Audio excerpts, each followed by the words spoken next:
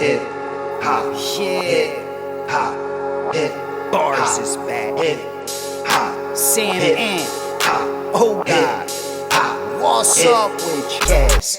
Hip hop uncensored is the vibe, so subscribe. Hip hop uncensored is the vibe, so subscribe. Oh God, driving Sam and riding passenger side, and you heard it out the mouth of the creek. I appreciate your grind. I see what you did. I'm matching that. That's what's up. And so he was able to buy 3 or 4 houses, and then the money I gave him, he was able to fix those houses without going to get a loan from the bank. So now he's to the good. That's what's up, man. That's dope. Hell yeah. What's your issue with I don't know how old the audio was. I heard something with Vlad TV.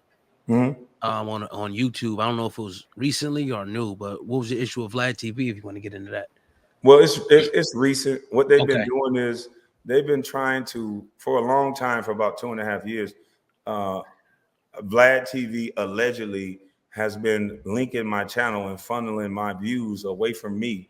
It'll be my viral moment that goes viral, but he'll link it to a Forgotten Kings TV.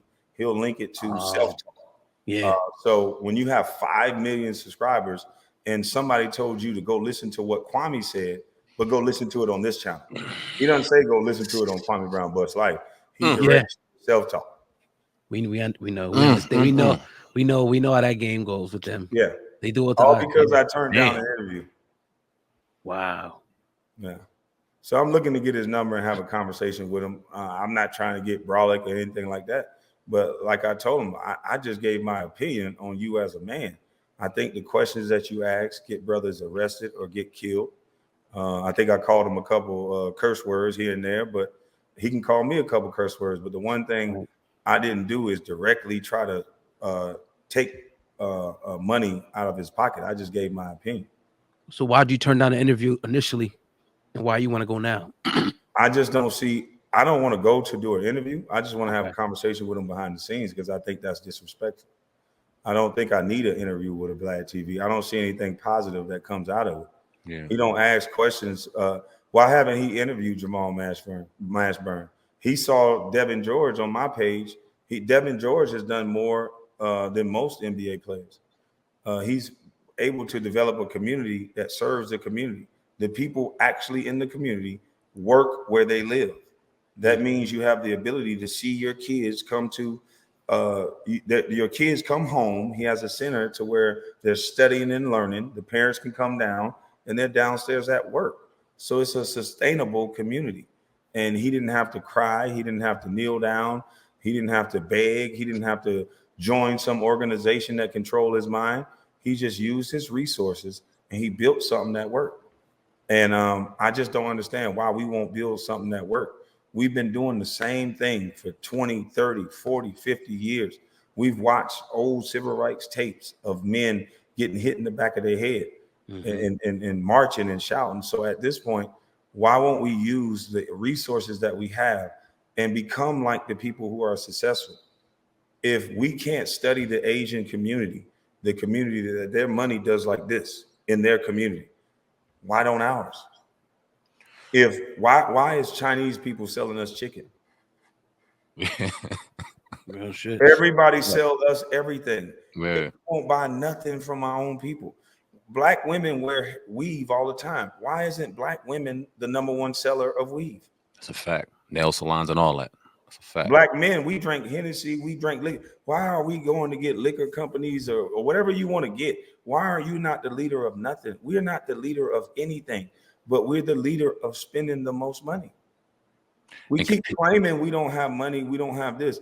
How are we at the top of spending all our money then? And competing with one another when we get the money. And that brings me to my next point. You brought up Vlad, and one thing that I see that we see here is like, okay, he can ask a certain particular set of questions, but you alluded to it earlier. If we were to ask those same questions, oh man, y'all would be out. FBI agent, they be threatening to try to harm us, kill us, all that stuff. We know the game. We don't even play that. But please then don't ask questions like that. It'll be 30 Negroes outside y'all. We're not even built like that, like comfortable enough to even ask a brother about shit like that. It's not built like that. But you talk about how like you got this one hip hop platform, and obviously he's doing his thing, and we have complaints about him. But then we have other platforms that if we were to just come together, we could really create something huge and really do it the right way. But we're so steady competing with one another. Right. There was an interview done with $1 million worth of game in the Breakfast Club. I don't know if you've seen that. And they were talking about money and figures, and it just seemed like a real big braggadocious event. We're going to say, okay, I got a bigger contract than you. I got more money than you, this, that, and the third. And it's like, well, damn, first off, it's enough money out here for all of us to eat. So why aren't we helping each other go out and eat if there's enough for all of us? Right. But why are we so consumed? Even in the highest point of our careers, you got 4 brothers that were on that platform yesterday that are all good, but still laughing and trying to get on the next person that's just a little bit below them. Why do you think we have that kind of mentality towards each other, even at the height of our success? Because we validate ourselves through sex. And so we're going to peacock. Most of us black men, we peacock for women. And so and I said this before, we like to stand on each other's shoulders. We want to make another brother look small to make ourselves look big. And what we did was monumental. I have a song about you guys with your title. You know what I mean? You know what I mean? We was able to argue or disagree for a year. Ain't nobody get hit. Ain't nobody get shot. This is our second interview. You know what I mean? And a lot of men don't have that emotional intelligence to be able to be like, you know what? Did he say something to me to the point to where I want to do something violent and risk my life? There's a lot of variables that can happen when you talk about getting violent. You can go to prison. You can lose your life. Anything can happen. So I don't think the ego has to calm down. We have to stop the real nigga shit. That's why I say I'm a sidewalk nigga. And there's cracks in that sidewalk, and I'm very good on the sidewalk. But the street rules, I won't play them. I won't participate. These dudes that claim to be for us, Steven Jackson invited me to playing in traffic.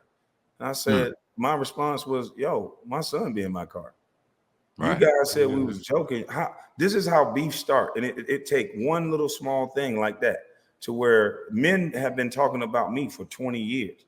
He brought me up on a podcast where I hadn't played basketball in over 10 years. Right. I took offense to it. I call his line. He get online, disrespect me. I disrespect him back online. Now we got to play in traffic. The guy who was disrespected the most, you want to kill him now? And this is how us as a black culture, this is why white folks will always win. Because if I was JJ Redick and I responded back to what he said, then he would respond back with an interview.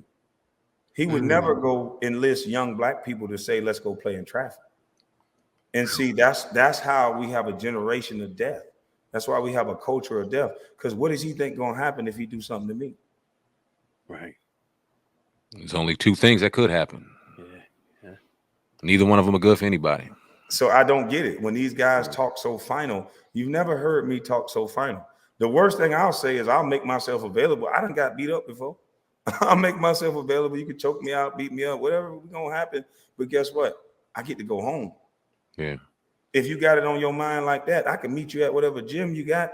You can laugh. You can put it on YouTube. I don't give a damn. But I get to go home to them babies though. That's a fact. And a lot of these men ain't men. You know what I mean? Like, how many men that talk all that talk, you get a chance to see them vulnerable? You know, I looked you up a little bit, oh God. No, which one? Hold on, wait a minute. I done got y'all confused. One of you guys do jujitsu or jujitsu. That's So I looked you up and I said, okay, I didn't even know this guy do jujitsu, but half of the men that would argue with you online, they're gonna get choked out. Yep. And that happens in practice. Yep. You get to see that every day in practice, men being vulnerable. So these guys that's just talking and hiding in groups, you already know they faking. I took my son to the gym. I've been a part of those gyms. You're gonna get choked out. It's somebody in there that's a better dog than you. Yep. Yeah. And you have to learn to be humble. You have to learn to accept when you win. You have to learn to accept when you lose. And it builds character. You're not gonna go run and get a gun if you lose because you done lost before. Yep. I'm not gonna go run and get no gun because I done lost before. This ain't nothing. Yeah. I'll get you over there that's laughing though. That's the way it worked. Men used to be men. That's just the way it worked. I don't know what done happened to us where we're so hypersensitive that now everything is so final. It's never final with me. And that's why I came on. I apologize to you guys. And that's why when I gave you my number, I said, man, hit me up and we could do it anytime. That's why I made sure I canceled that flight, because I'm like, I want to make sure these brothers know that I'm not going to be the stereotype that they tried to make me. That's me defending every person who had a voice and who live in righteous and doing the right thing. And they try to steal their image. They steal their character. And that's why I said most people that they tell you not to like, those are the people you should take a second look at. I'm not going to tell you to like them, but just take a second look at them.